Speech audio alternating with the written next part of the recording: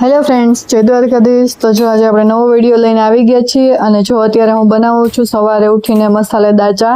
તો ચાલો હું તમને બતાવું કે હું કેવી રીતે મસાલેદાર ચા બનાવું છું। તો જો અત્યારે મેં પાણી મૂકી દીધું છે। હવે એમાં આપણે છે ને ખાંડ અને ચા નાખશું। તો જો અહીંયા હું ખાંડ નાખું છું, પછી આપણે ચા નાખશું, પછી અમે એલચીનો ભૂકો કરીને નાખશું ને એવું બધું જો હમણાં આગળ વિડીયોમાં તમને પણ ખબર પડશે। આ એકવાર તો છે ને આને છે ને ખાંડ અને ચા નાખીને છે ને ઉકળવા દેવાનું હોય વ્યવસ્થિત, કેમ કે ઉકળે ને તો જ એમાં છે ને મસ્ત ટેસ્ટ આવે। પછી જ આપણે દૂધ નાખવાનું હોય। તો જો અહીંયા હું એને ઉકળવા માટે રાખતી હતી અને પછી આપણે એલચીનો ભૂકો પણ કરી લઈએ। તો જો અહીંયા હું એલચીનો ભૂકો કરું છું। ભૂકો થઈ જાય પછી આપણે એલચી પણ નાખી દઈએ એમાં।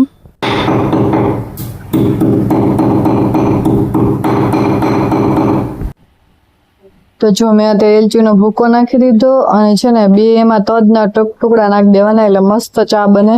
તમે ટ્રાય કરજો એકવાર, મસ્ત મસાલેદાર ચા બની જશે। અને પછી અમારે ભાખરી બનાવવાની હતી અને આનંદને ઓફિસે જવાનું હતું ને તો ટિફિન પણ બનાવવાનું હતું। તો આપણે ચા બની જાય ને પછી ભાખરી બનાવીએ અને ટિફિન માટે શાક ને એ પણ બનાવવાનું છે। તો આજે મારે છે ને કેળાનું શાક બનાવવાનું છે। તો તમે આગળ વિડીયોમાં જોજો કે હું કેવી રીતે કેળાનું શાક બનાવું છું ને તમે કેવી રીતે બનાવો ને એ પણ મને કમેન્ટ કરજો, કેમ કે હું મારી રીતે બનાવું છું અને અમને તો બેયને બહુ ભાવે છે એટલે હું એવી જ રીતે બનાવું છું। તો જો અહીંયા હું ભાખરી બનાવવાનું પણ મેં ચાલુ કરી દીધું છે અને જો અત્યારે હું આનંદને જમવા દેવું હતું ને તો જો અહીંયા ચા આપું છું એટલે એ નાસ્તો કરી લઈ। પછી મારે ટિફિન બનાવવાનું હતું તો જો અહીંયા મેં કેળા સુધારી લીધા, આપણે તેલ પણ મૂકી દીધું ને જો આવી રીતે વઘાર કરીને આમાં બધું નાખીને પછી આમાં કેળા નાખી દેવાના અને બધો મસાલો, ચટણી, મીઠું, હળદર ને એવું બધું નાખીને મિક્સ કરી દેવાનું। મસ્ત શાક બને છે આ કેળાનું। તમે પણ એકવાર ટ્રાય કરજો ક્યારેય, જો ન બનાવ્યું હોય તો આ કાચા કેળાનું નથી પણ પાકેલા કેળાનું શાક છે, તો ટ્રાય કરજો તમે પણ એકવાર। જો અહીંયા મારું શાક બની ગયું છે, કેમ કે આને કંઈ પાકવા દેવાનું કે એવું કંઈ હોય નહીં। અને આમાં આપણે ચાલો ધાણા નાખી દઈએ અને તૈયાર છે મારું શાક। અને હવે હું બનાવી લઉં ટિફિન માટે રોટલી, પછી આપણે આનંદનું ટિફિન પેક કરી દઈએ। તો જો અહીંયા બની ગઈ મારે રોટલી અને હું અત્યારે જો ટિફિન પેક કરું છું ત્યારે કેળાનું શાક નાખી દઉં, રોટલી નાખી દઉં અને બીજું જે કંઈ પણ એને ખાવું હશે એક ડબ્બામાં એ ભરી દઈશ।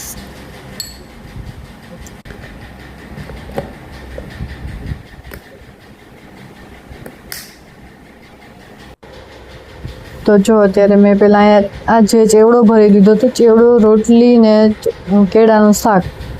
તો ચાલો આપણે એને ટિફિન આપી દઈએ, પેક કરી દઈએ અને પછી જો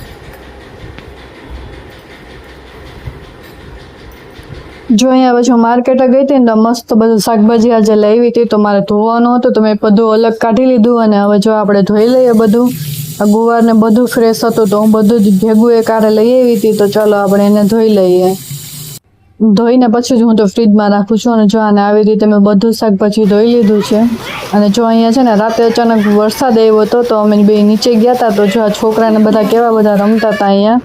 અને જો અત્યારે અમે જઈએ છીએ ડીમાર્ટ, કેમ કે થોડી ઘણી વસ્તુ લેવાની હતી તો અમે બે જો સવારમાં જ નીકળી ગયા હતા।